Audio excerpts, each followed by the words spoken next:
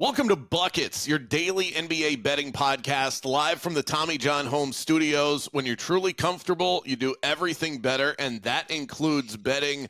We've got your bets for the Friday one-game slate. The Rockets push the series to a sixth game against the Golden State Warriors, so that'll be the standalone on Friday night. Not a bad one. I'm your host, Brandon Kravitz, one of the two Brandons on today's episode, along with all the hosts. This is a full host, double-branded episode of Buckets. From the MSG Network, host Sean Little at Chicago Flow is how you can find him on Twitter. Futures analyst Brandon Anderson at Wheat on Brando on Twitter. And Matt Moore, the podfather of this channel, Mr. Buckets himself. BA, I will start with you since we are meeting each other for the very first time. So, hello. And how do you like that things are now starting to slow down a little bit with this NBA playoff slate? It's been kind of crazy. Yeah, it has been. It's nice now. This is the first time we get to settle in, and like the overlapping games are fun for a while. Sort of like, you know, when you start March Madness, those first few days are the real madness of it all, right? But like the good basketball, that comes later. You want the good teams to keep winning, and you want to start whittling the games down to where like, okay, no overlapping games. I don't want to be flipping over to NBA TV. We had a game on HLN the other day, I think, when there was 3 games on plus hockey games. Now's the good stuff. Like, we're getting rid of some of the riffraff. No more of these Los Angeles Lakers. We can get the good teams now and settle in and watch. So, yeah, it's exciting. It's nice to have a night with one game to really hone in, or even just coming up, I think this next couple of weeks, where we get the East Coast game, West Coast game back and forth. And maybe a couple game 7s this weekend, depending on how tonight and tomorrow go. So, yeah, it's a fun time. I agree, because when you have those full slates, I think at least for me, it's a lot more about feel than really diving into every single box score. When you have a one-game slate, and I mean, that's a little light, so I would take a couple extras. But like Saturday, we could have 2 game 7s if we get there.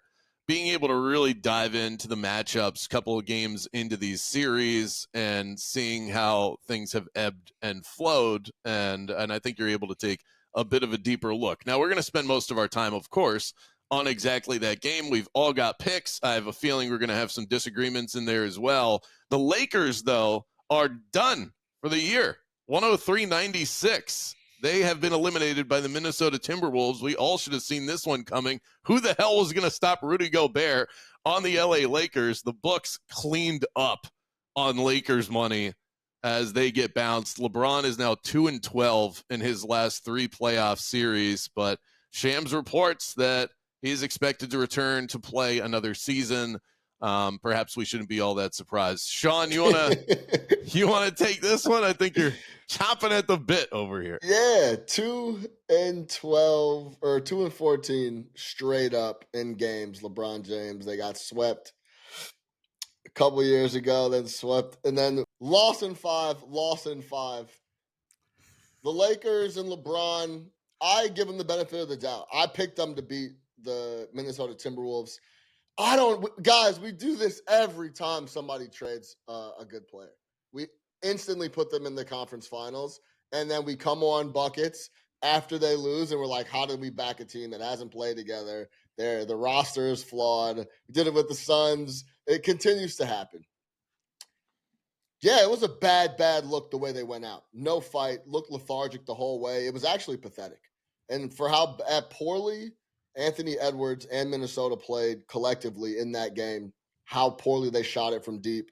It was a really good spot on your home floor to get a win and push the series to a game 6. They couldn't get it done.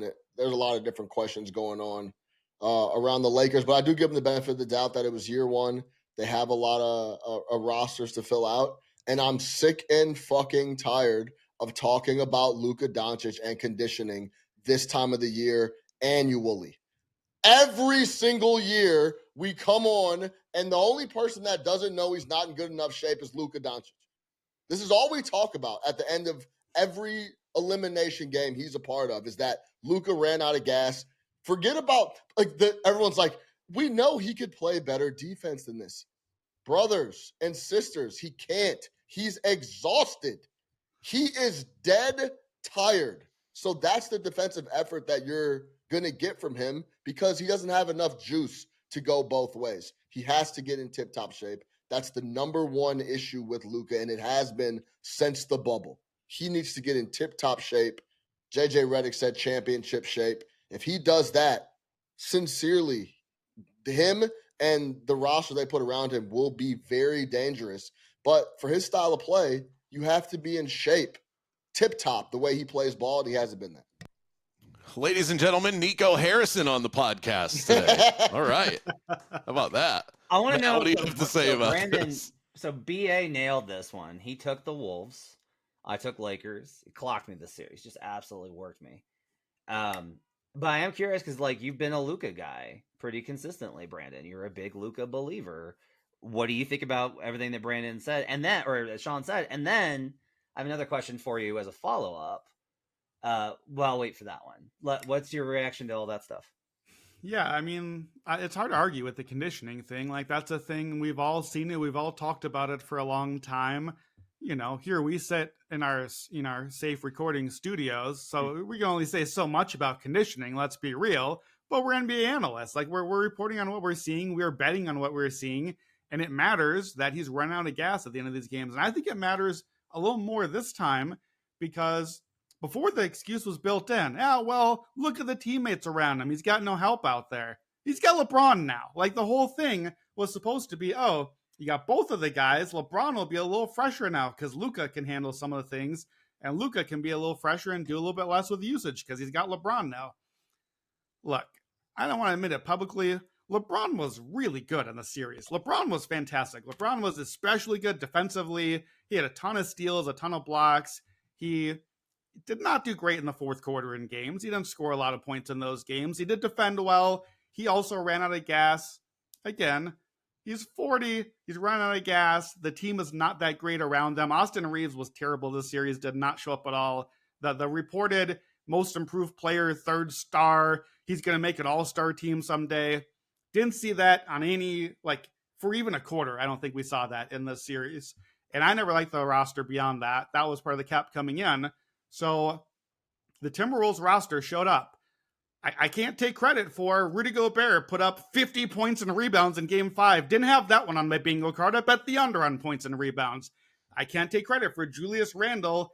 Let's stop with Julius Randle outplayed LeBron James. Come on, let's be real. Julius Randle was very good. Can we settle for that? He was really good, especially when the Timberwolves shot 7 for 47 on threes and kept firing away and still couldn't get one. A bunch of times, Julius Randle put the ball in the court, got to the basket, and made a bucket when the Timberwolves could not score otherwise in a game that they closed out on the road in LA where Julius Randle played before. That has to be sweet for him. We thought Conley might get played off the court. Mike Conley's the only one that could hit a three at the end of the game to finally break the 18 misses in a row. Like, this was the others. Jaden McDaniels, not that great in Game 5. Jaden McDaniels was awesome in 2 of the wins and really good on the series. Matt, before the series, one of the last things we did was pick our playoff MVPs, and we did a 3-man ballot, and you had Luka number 1, and I had Ant number 1. And it's not even against your Luka number 1 pick. We both thought whoever won this series, this competitive series, was going to have an MVP. I don't know if Ant has been the MVP of the round. I think Ant has not had to be the MVP because the team has been so good around him. He's been really good. This is not an anti-Ant point. It's McDaniels has been so good, and Rudy has been so good, and Randall. And the Timberwolves were the better team and did the thing. And Luka wasn't good enough. And granted, Luka got hurt yesterday. Luka always gets hurt a little bit. I think that's part of the conditioning thing as well. So yeah, you've got to find some answers with him. But yeah, it's not great. And really quick, Matt, quick before the follow-up, Matt, I do want to say it was a brutal year overall for Luka. Like, just the entirety of it. He comes in, maybe he's not in tip-top shape, which we talked about. He gets hurt.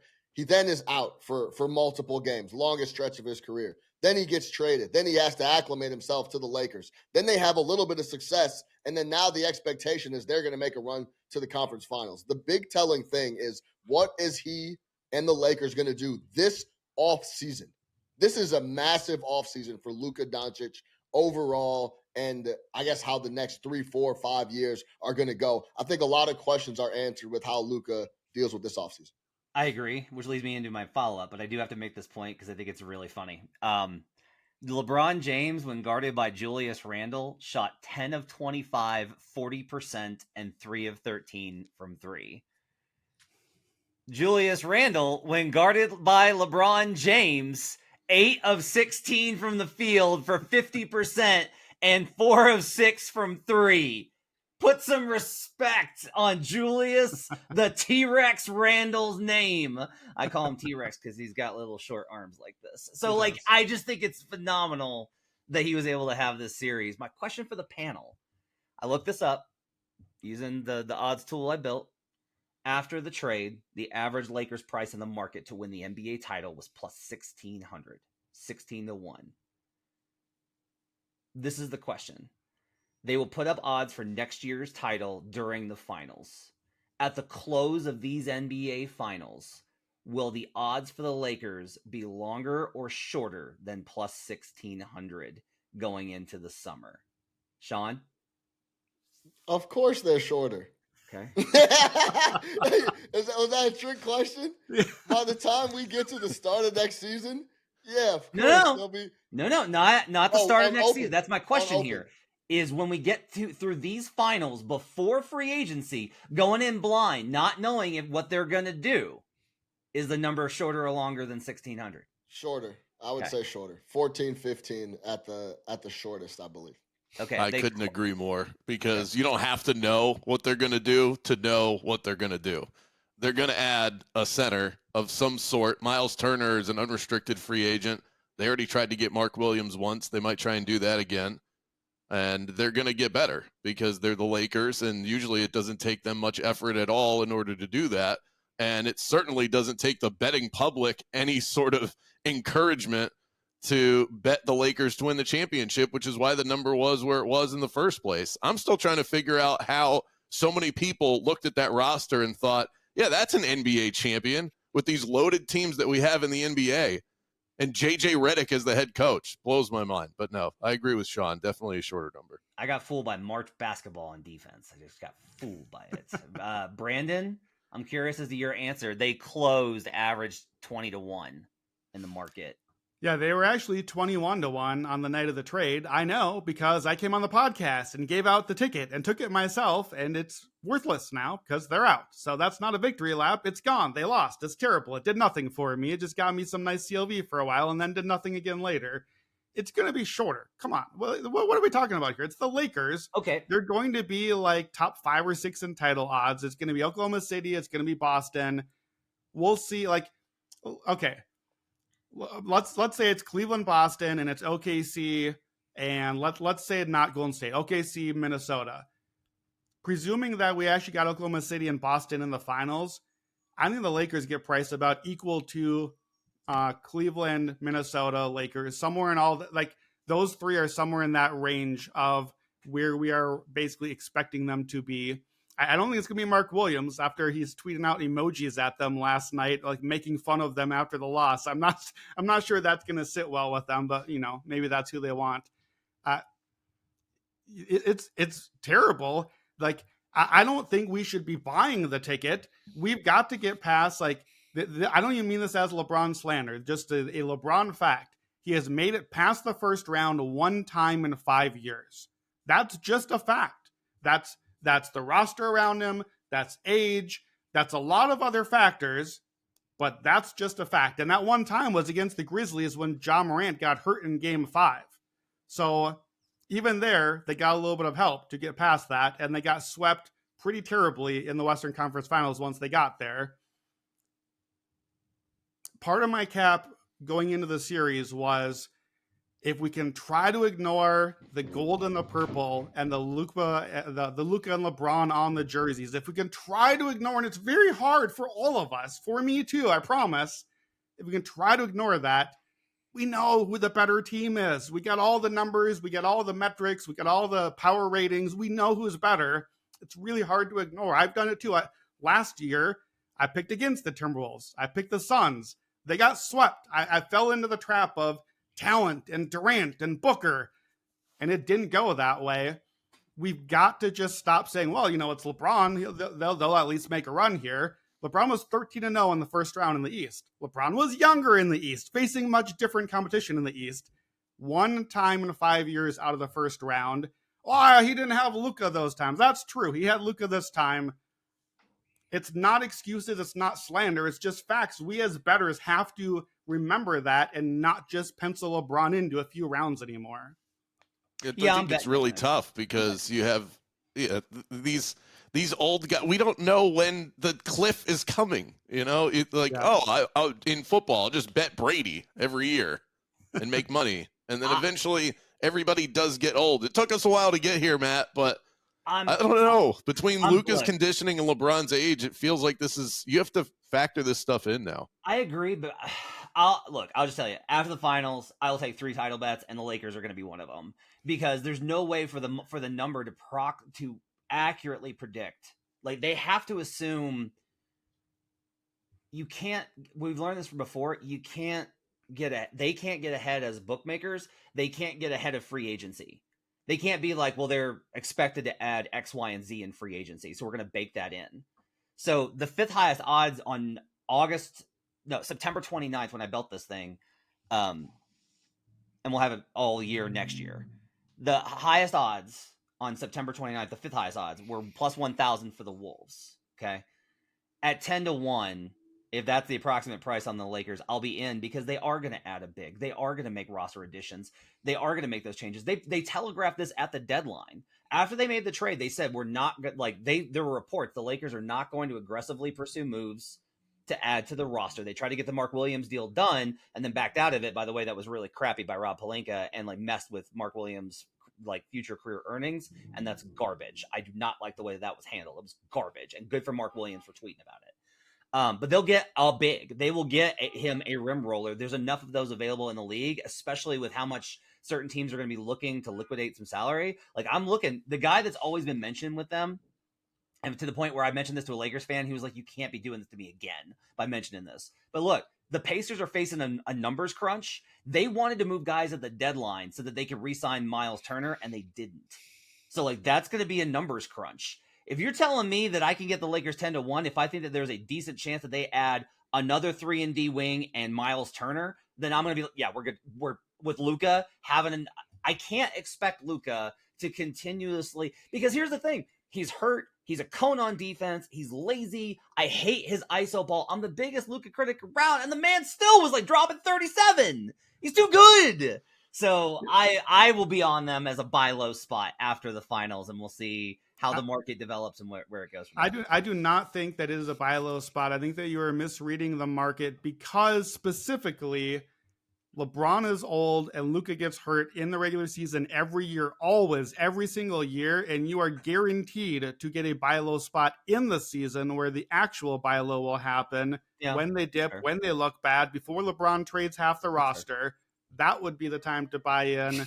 Off season is when the Lakers can win now. Off season is on paper is when their Lakers are going to be at their best, always, not in the actual regular season. It's either got to be wait for the downswing on the injuries or wait for before the moves in season. I agree. I think 10-12-1 probably is maybe where the number ends up at, but I think you're buying high. To me, when I bought the 21-1 ticket, I said on that podcast, no, I do not think they can actually win the title, but I like this ticket because I can get options. I can get LeBron and Luka to a conference finals, which I think we all still think they could have done that. On the other, had they gotten the right matchups or whatever on the right half of the bracket, we all thought that was a real possibility. It didn't happen, didn't get close. But then you got some options. I don't know if you really have a lot of those options buying a 10-1 ticket in June for a year from now to then try to hedge out of at a Final Four or something. What's the price, Sean and Brandon? What's the price, and both Brandons? What's the price that you would be like, I would have to get a ticket on the Lakers? What's the price? 20-1. 20-1. I would say 20 off though. Basically the same as what I did this year. Okay, 20. I just don't believe in the top talent on that team anymore. I didn't believe in them coming into the playoffs. They're not getting any younger or six-packs abs going into next season either. Let me ask you a question though. What if Zach Kleiman walks into a coffee shop with Rob Pelinka, and then he walks out with Nico Harrison or with Jaren Jackson Jr. I'm just asking questions. If Rob Pelinka, can you imagine if you're Rob Pelinka? Like, do you just expect to go into every single Starbucks and then like come out with a superstar? Like, that's weird. I went to Starbucks. I got a Frappuccino. And for those who don't know, Matt's talking about Kevin Durant's business partner, Mr. Klein. Oh, who am I thinking of? Is that who you were talking about? No, that's not who you were talking about? I'm talking about Grizzlies GM. Oh, I thought you were talking about Rich Kleiman. I thought you were talking about Durant. Yeah, you're thinking about Rich Kleiman. I'm talking about Zach Kleiman, Grizzlies GM. Oh. No, so who would they get from the Grizzlies that would Durant make you feel so good about that ticket? Jaren Jackson. If you got Jackson. Jaren, come on now. I just hope you. The thing is, I at least want to look. I don't have an answer to this yet because the Lakers just went out. But truly, can they even afford Jaren Jackson? Like, is that a move? Can you keep LeBron, keep Luka at their max, and fit? Obviously, Reeves has to go. But like, is there anything left if you get like? I don't even know how much. Even the Lakers of it all, if you're keeping LeBron, keeping Luka, and have to still actually fit the legality of the rules, even the Lakers have to actually fit the rules. There's only so much salary to add and only so good of a player you can get. I don't even know if Miles Turner is in range. Like, as a free agent, he can just take a lot less money. You can't just magically add Jaren Jackson's salary in there necessarily. So I don't even know how good of a talent they can really add to the roster still. Kravitz brought up Brady. It's well documented what Brady did to make sure the roster was filled out. LeBron does have the player option. Does he give a little back? Does he do it? Come on. Does he sacrifice Mr. LeBron James for a guy like Jaren Jackson Jr.? I wonder if Pelinka really laid out the roadmap and had it solidified and said, hey, the final piece here is you taking $25 million less here. We could really put this and this and this piece together. What LeBron's answer would be. It would be very interesting to hear. Rui and Austin Reeves for Jaren Jackson Jr. and Vince Williams works. Just checked it out on Trade NBA. All right, the trade machine has showed up on the Friday episode. Can anyone else respond to my cackling at the possibility of LeBron leaving $25 million on the table to just help the team out? Come on. That's not happening. No, he's taking. There's already reports he's going to opt into the player option for the last year, and then maybe do like an in-season extension for 2. That to me makes like the most sense. And he'll just leave the last year on the table. That he's going to play at least one more year. My thing has always been, this has been consistently my thing, is just like, if he's going to retire, that we are getting the Nike farewell tour. There's too much money to be made. Like, sure. This has been consistently my thing. Like, he doesn't get as much of a share of the NBA merchandise as he should. But he has other endeavors that will make him a ton. Like, it's too much money for him to leave on the table for a farewell tour. And one last thing to cap that. I believe in my bones, LeBron was good with his legacy when he went to LA.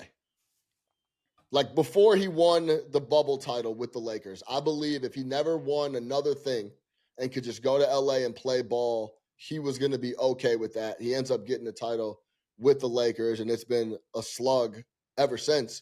But I think deep down, he was okay with getting the off-the-court family living in LA solidified while playing a little bit of basketball as well. Not that he's not trying to win titles, but I think personally he was okay if nothing came of the run in LA. So, yeah, I agree with a lot of what Matt just laid out. I got an imaginary market for you. Imaginary one-way market has just popped up on favorite sports book of your choice. LeBron James, as a player, will win another NBA championship in his lifetime. It's plus 500. It's a one-way market. Are you laying any money on it? I wouldn't. No, I'm not. I won't. Because my thing is, even if they gotten through the West, which I thought I said and bet that they would, I thought they were losing to the Celtics. I don't think they would have beaten the Celtics or the Cavs. And so even if next year's crop is, if the East gets weaker because of injuries or attrition or whatever else, OKC's not going anywhere. There's too much competition, I think, to be able to take that with him at this age. I agree. That said, man, he's still so good. Like, he's still so good. What did LeBron say yesterday? No comment? That's what I'm going with. No comment. All right, gentlemen, let's talk about the series that is in front of us. We've got the Rockets and the Warriors headed to a game 6. The Warriors were minus 188 to open the series. They are 1 win away from clinching that number now at minus 500 on FanDuel. Matt, when you look at the current series price, how you had it handicapped at the beginning, has this pretty much gone the way that you thought that it would? That's an interesting question because I bet Rockets because I was insulted by the 190 price, and I don't really regret it because it's just these games have been close enough that there was enough value in going the other way and taking the plus 190 on this. I've got it right now projected at I make this game or the series way heavier for Warriors. I've given them an upgrade just based off of I think Jimmy's performance has earned it I think a little bit for an upgrade with where this is at.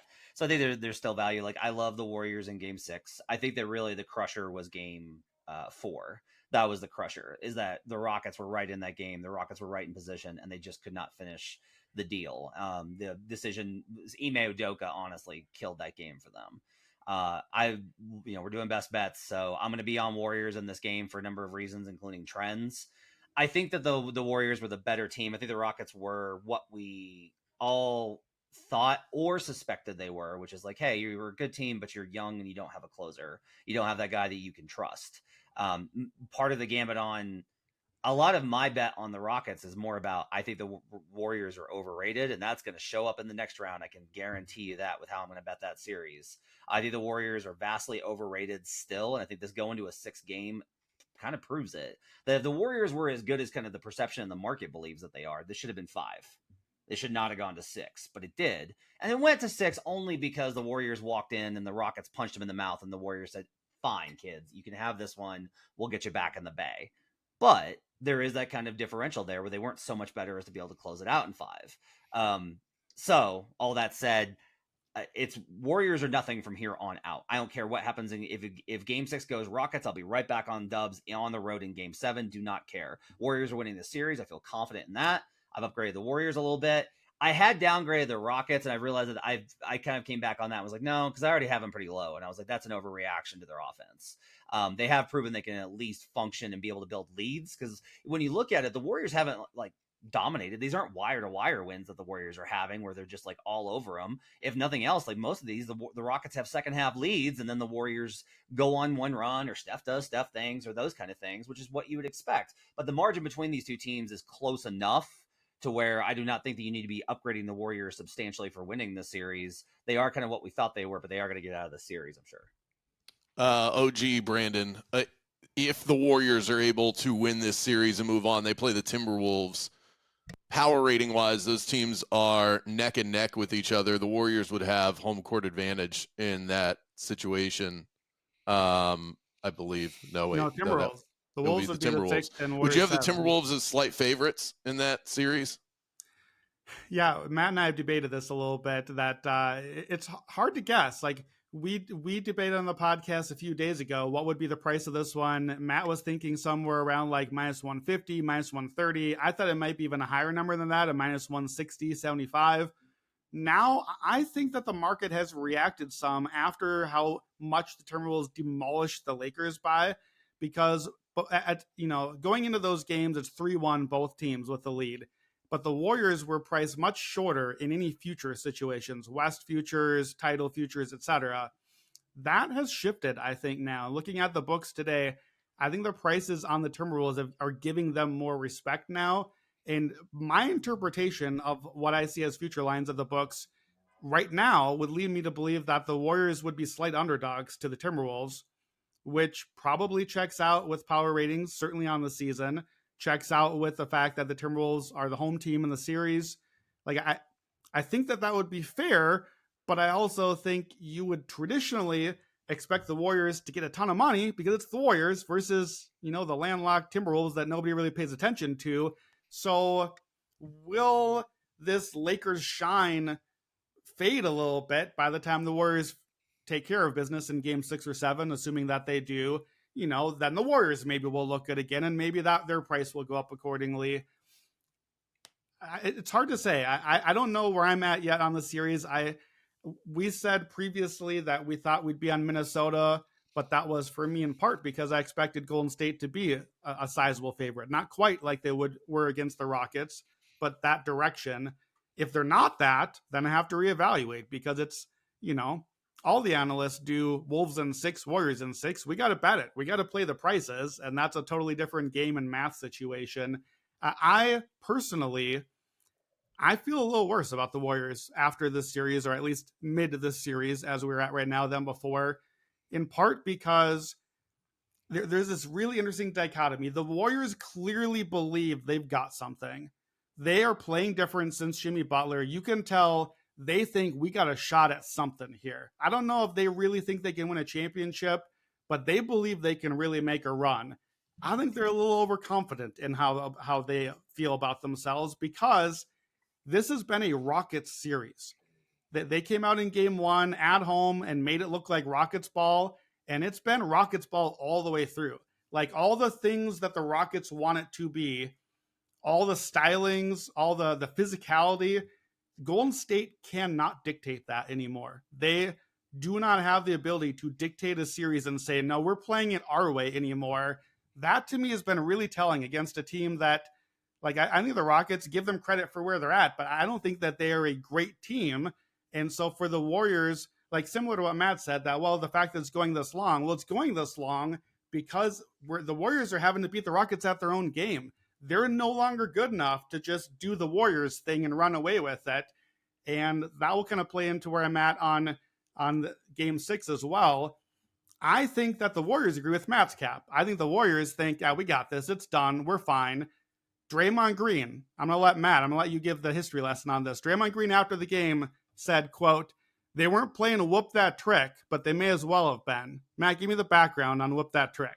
Oh, he's just complaining because he's talking about Memphis and Memphis getting all riled up and in blowout games and taunting and all that stuff. It's just Draymond being... No, but it's one specific game, I think.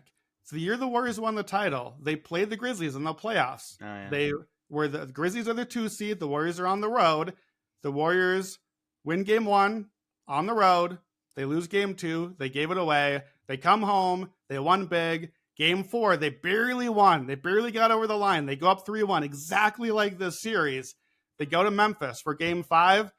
They lose by 39. Grizzlies are up 27 at the half. They punted entirely. They did not show up. It's like Steph got 2 fouls right away here. The Rockets shot 69% at the half. The Warriors are turning it over left and right. They were never in this game. That was the exact same game. What happened the next game? The Warriors didn't blow them out. They led by 2 at the half. They pulled away in the second half by 12, and they ended up winning. But the Warriors then, 3 years ago, they said, we know we got you. Enjoy your game 5. Enjoy your celebrating in front of all the home fans. It's great. We're going to get you the next one. Yeah. It's 3 years later, and there's no game 6 Clay. There's Jimmy Butler now, but there's no game 6 Clay that comes to the rescue. It's a very interesting team to me because they still have that championship swagger. They believe, and they got the Jimmy Butler swag now, but they're not as good. So I'm not really positive how it's going to play out.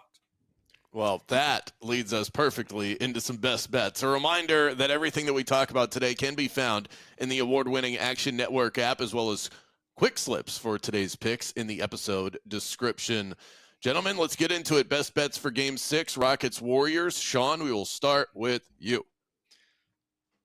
Well, Brandon Anderson just laid out my entire handicap, so there's no need to kick it to me. I'm on the Warriors. Minus the 5. I like them going back home. And then I'm going to take Jimmy Butler in a head-to-head matchup with Fred VanVleet. This market's widely available, or not widely available. I know specifically on DraftKings is what I was looking at. Minus 0.5 assists, minus 120 versus Fred VanVleet. And for short, Jimmy Butler to have more assists than Fred in this game. Matt? Warriors minus 5, under 204. And I will probably be on a mine shaft on the Rockets team total in this one. I'm also going to check with Joe Gallant, who absolutely nailed that Jalen Green rebounds and assists cap. I'm going to be checking with him to see if he likes it for this game as well. I already looked at the app, and I believe that he does. So I think we're good to go on that. Brandon Anderson, what about you? I'm going to go with an Old Faithful, even though I just said that that's not the Old Faithful team anymore. I'm going to take the Warriors. Take me home. Warriors home third quarter. So third quarter Warriors -1.5. And I'm going to play some Brandon Podjimski threes. Did not go well for me last game. They just didn't get the minutes there, but I'm going to run that one back and hope that some various threes attempts, threes make, some escalators there.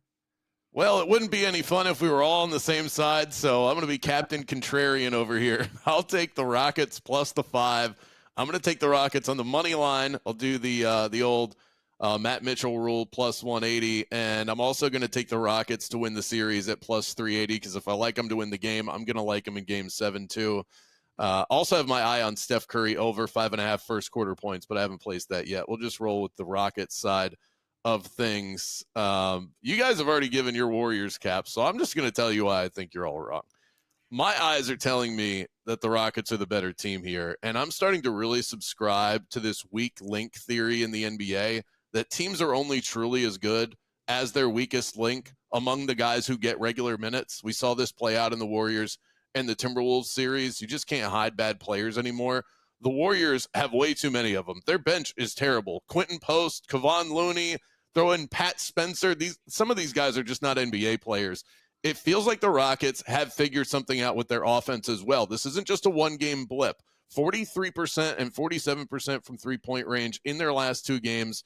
I feel like they've been the better team. Really, if you look at it, in 11 of the last 12 quarters that these two teams have played against each other, if Jalen Green doesn't go into ghost mode and Amen Thompson continues to wreak havoc defensively, I just trust the makeup of the Houston Rockets at this point. Also, Ime Udoka in closeout games, 4-1 in his coaching career. So I know you guys are going to hit me with all the Warriors trends. The Rockets have a little bit on their side as well.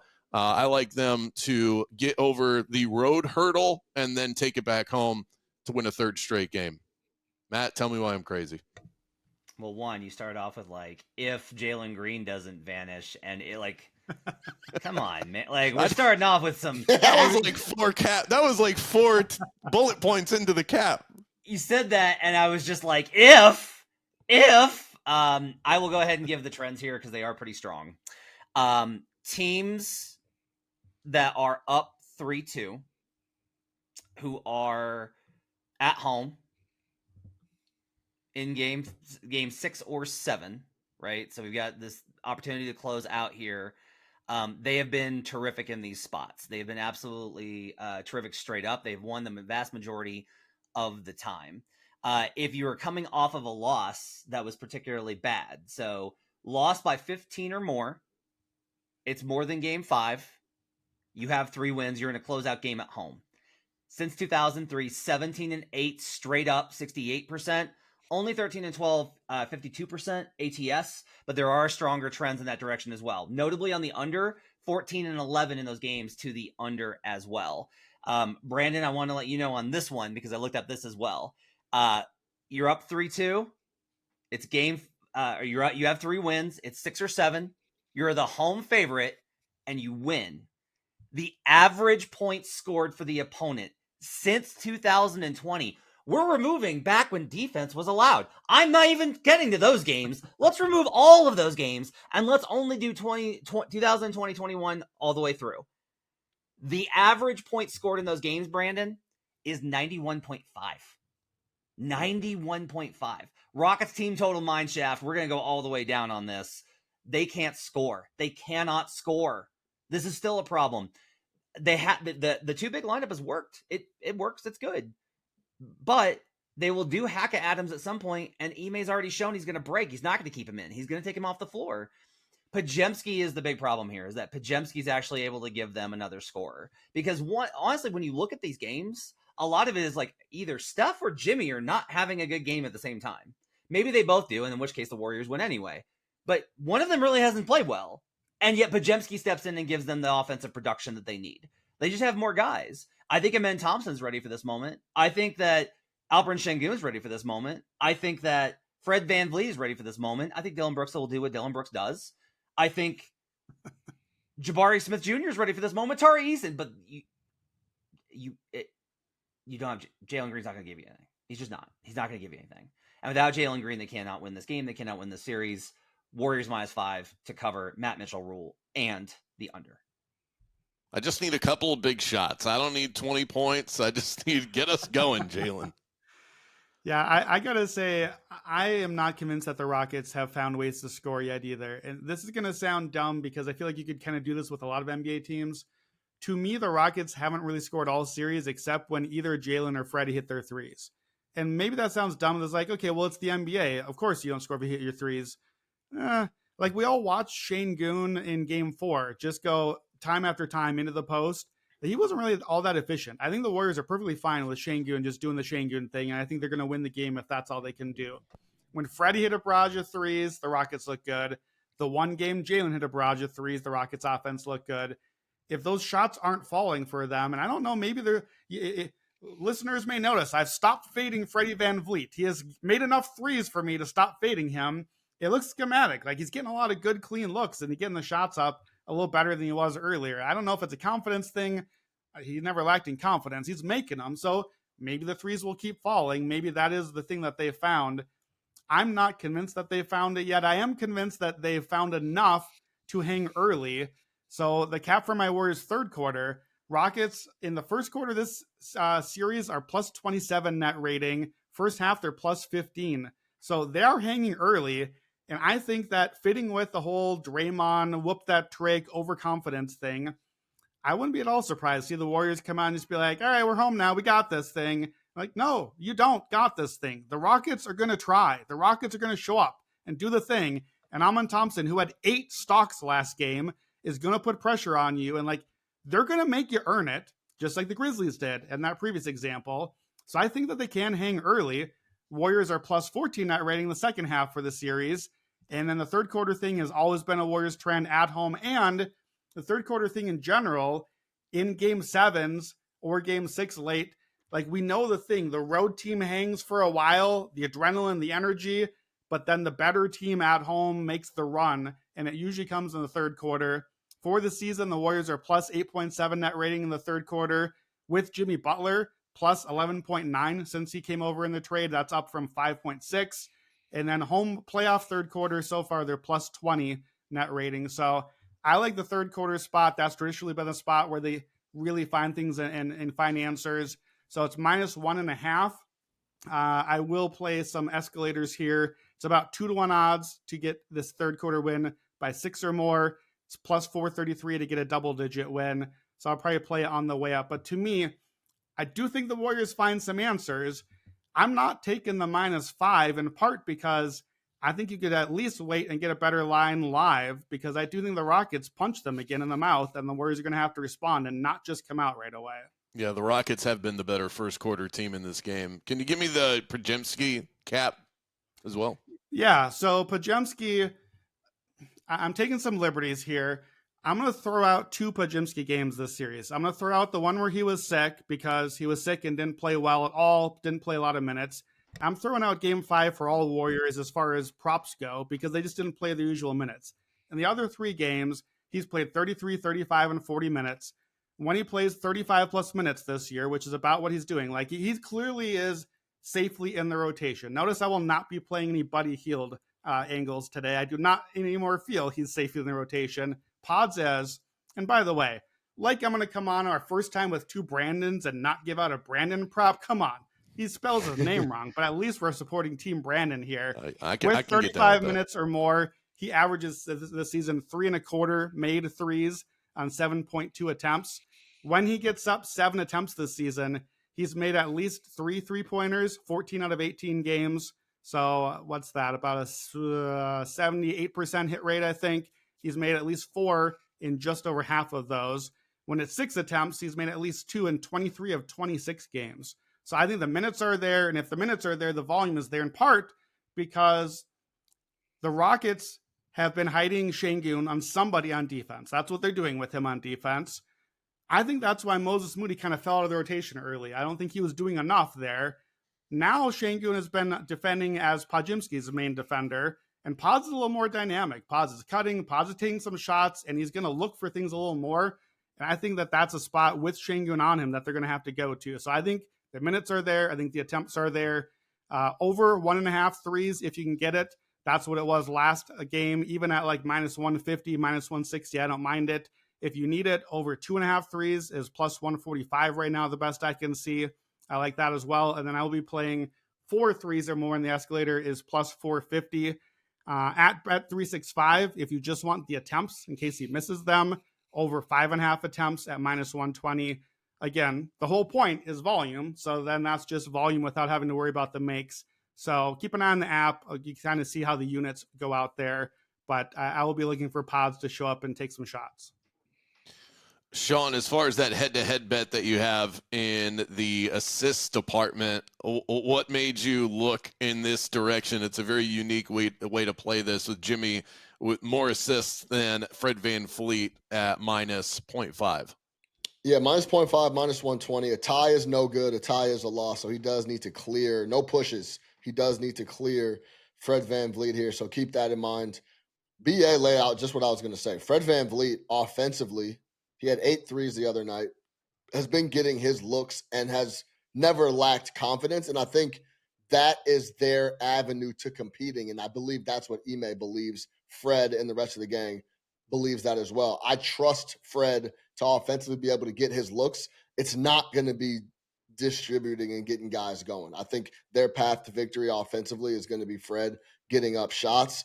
His potential in this series is 7.6. Jimmy Butler's is 8.3. I think at home, Jimmy's going to do the thing where he gets everybody involved initially, gets everybody going, and then when it's crunch time, if it comes to that, he'll then start to attack and do what he does. But I could see this game being 6, 7, 8 assists for Jimmy Butler in this spot. And I would not be shocked if Fred ended at 3, 4 assists. So I like Jimmy Butler in this spot, this angle specifically. Now, one thing, I am on the Warriors minus 5 as well. I don't want it to sound like it's going to be a runaway. I do think this is a tough spot with the total being 203.5, with a number of almost 2 full possessions. You need 2 full possessions to win, being minus 5. You need to win by 6 points, right? So that's a very tight window to get things done. But if that mine shaft does come in and Houston cannot score at all, like a big part of our cap is here, 91, 92 points, the Golden State Warriors are the play here. Either Golden State Warriors or nothing for me, minus 5. I'll lay it. The thing that BA said that I thought was interesting was he laid out exactly what's happened. Steve Kerr asked Draymond going into the third, he's like, how many minutes you guys want to try to get back in this game? He's like, man, I don't know. Give us 5 minutes. All right, take us out of the game. Clearly pulled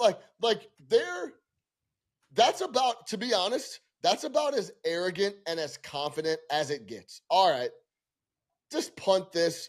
Let's get a little bit of extra rest. We're going to go home and take care of business without a worry. And I have to trust Steve, Draymond, Jimmy, and Steph in that spot. I have to lay the 5. It's either Warriors or nothing for me. For them to pull the eject button in the third quarter and kind of just shrug off the game after coming off that big game W where Fred hit the 8 threes prior, I think it's very telling where they feel they're at and their championship pedigree and their experience. I think they get home and take care of business, and Houston has a really hard time scoring the rock. So 2 numbers more on this. So again, if you're coming off that blowout and you're at home, okay, and you're favored, if you win this game, the average margin of victory is 16.8 points per game with an ATS margin of 11. One more trend that I want to throw in here, because Brandon was kind of talking about like the game 6 stuff. I just want to note this. Since 2003, round 1 at home, game 6s have a better under hit rate than game 7s. Game 7s are at 16 and 15. Game 6s are 47, 37, and 3 to the under. So this is the game we identified this 2 years ago on buckets, and this is one that actually I've managed to remember versus all the trends that I'm like, what was that trend that I never wrote down? This is one that I actually remembered, which is game 6s are basically game 7s, and we think of them differently because it's like, oh, the thing of game 7. By game 6, you are out of adjustments. It is just the two of you. You know all the moves the other one's going to do. You know all their footwork. You know all of this stuff. So if Warriors -5 is, I think, dicey, because if Rockets win this game, though, this game goes under 2. Like, the Rockets' path to victory is not a 130 to 114. It's 95-93, and somehow Steph misses a game winner. Like, that to me is what that looks like. So love the under the most out of those two best bets. One thing we haven't brought up is Steph and this thumb. Now, I thought it was interesting. And they're going after it too, Sean. I heard what Dylan Brooks said. That was the most Dylan Brooks thing that was possible. Alperen Şengün should request not to do postgame. Can you put me up here with someone else outside of? He's dampering what the people think about me as well, saying all this wild stuff. But one thing about the thumb is the picture. Go look it up. The picture of his thumb is extremely swollen. It's super taped up. And I thought it was interesting. I don't know if you guys caught this. They asked him about it in the postgame. And they said, "Oh, did you see the picture on your thumb?" He's like, "Oh, no, I didn't see the picture." But then they asked him directly. They said, "Steph, how is the thumb? Is everything fine? How are you feeling?" And he's like, he kind of stumbled over his words and then eventually kind of just settled in, "Yeah, I'm okay." It wasn't the most convincing, like, "Oh, I'm good. I'm 100%. There's nothing to worry about here." We saw him playing with it super taped up. It's the shooting hand. One thing that we haven't talked about in this hour-long pod is that injury. If that is a little more banged up than we're being led to believe, I think that is where it could get a little spooky for Warriors backers like myself. You have that. You have Jimmy Butler coming back from his pelvis injury. One good game, one awful game. And BA, you mentioned this earlier, the physicality that the Rockets are playing with, the Warriors are having trouble matching them there. When you start to add all of this together, it makes me like my Rockets position even more. And then if you want to compare this series, and I think there are some very clear comparisons to the one that we just saw wrap up between the Timberwolves and the Lakers. You have a nice, well-rounded team with a defensive focus in the Minnesota Timberwolves, who do have more offensive firepower than Houston does. No denying that. But I just think across the board, they have less weaknesses. And against a team that has aging stars that might not even be 100% healthy, that are going to lose the physicality battle. And the glass. To me, there's a lot of comparisons here between the two. There's a lot of comparisons, but the problematic one is comparing Houston to Minnesota, which is just they're just not the same teams. And to me, Minnesota just being a much better team, and frankly, I think that the Lakers being a worse team than the Warriors, but certainly Timberwolves firepower compared to the Rockets. Stylistically, I agree. Like I'm kind of in the middle. Like we got Warriors, Rockets. I don't really need either one to come out. I just need a third quarter win. There's a reason I'm not necessarily playing a side here is because I don't necessarily feel so strongly about it. And to your point about Jimmy Butler, one good game, one bad game, not really. One good half, 3 bad halves. Like he was pretty bad the first half of that good game also till they turned things around. Here's my proposal to all three of you. I think I've come up with a family pot that is the bet that we could maybe possibly all agree on, even with our varied positions, as a slight escalator position to take that I'm going to live add. I've talked myself into Thunder this to win the West? Is that what you're going to say? Yeah. I'm in. That's the escalator. All right. So this is playing into my third quarter angle, but the idea that the Rockets are good enough to hang around. Let's give the Rockets respect to push them. Rockets first half money line. Warriors full game cover, not just first half full game. Warriors -5, Matt Mitchell rule. They're behind, they come back, they get the landslide in the second half, they make the shots. Rockets money line, Warriors cover the 5, plus 850 at DraftKings. I think that's a good escalator to my third quarter position, and I could make an argument that all three of you, Warriors and Rockets pickers, should choose this either as a escalator or hedge, depending on your spot. Does anyone want to join me on Rockets money line first half, Warriors -5, plus 850? Yeah, I'm pretty heavily invested in the Rockets at this point, so this would be a great way out. And I feel most confidently about the way the Rockets are going to start this game based on the way the last few have gone. So I'm with you. I like it. If I know I'm being greedy, if we add under 95.5 team total for the Rockets and the offense dies second half, it's plus 1,700, Brandon. 17 to 1. 17 to 1. I know it wasn't on the rundown, fellas, but we've got ourselves a ballsy parlay.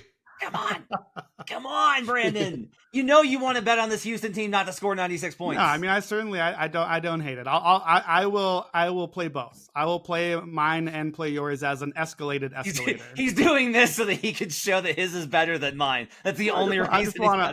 I've been, this is how the escalator stuff goes. You hope that you hit all the way along the way, but if not, you hope you at least got the middle one and got some winnings out of it. Sean, are you in? Family pot? I would be worried about the 5 if they came out slow and lost the first half, because the whole point of punting the game in the third is to get home and take care of business and leave no room for error from the tip. And I think you could still win the third quarter going about the game flow that way. But I would be worried if the Golden State Warriors went in the half down 3, 4, 5 points. Well, you almost got it, Brandon. Coward. It was that was just too. I brought the logic there. I get it. All right, I might come along just to have some fun. By the way, teams in that spot since 2003, 3-5. Since 2019-20. Look at this. Can get a little bit better if we expand it to a wider sample. Let's see, 16 out of. While you do that math, fellas, Jimmy Butler doesn't have bad halves. He's just evaluating what he's going to need to do when it's winning time. All right? He's just learning. He's a technician. He's just ingesting what's going on the floor so he can, when it's winning time, he can take care of business. I will say, if Houston wins this series, it would be beautiful. Like, it would just be chef's kiss with how arrogant the Warriors have been in this series. Even as the Warriors fan, I have to admit, I think that there's a real possibility of that still coming.